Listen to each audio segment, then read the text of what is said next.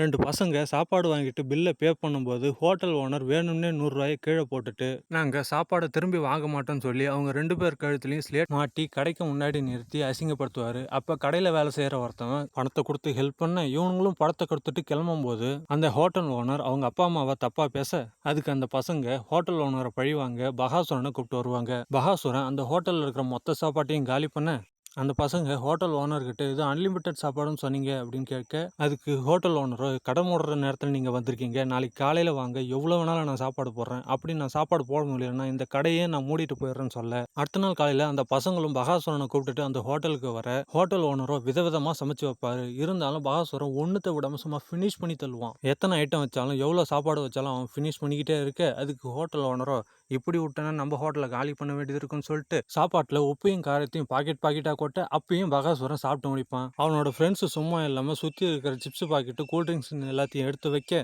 பகாசுரன் எல்லாத்தையும் சிங்கிள் ஆளாக சாப்பிட்டு முடிக்க, ஹோட்டல் ஓனரும் தான் தோல்வியை ஊற்றிக்கிட்டு கடையே மூடிட்டு போயிடுவான்.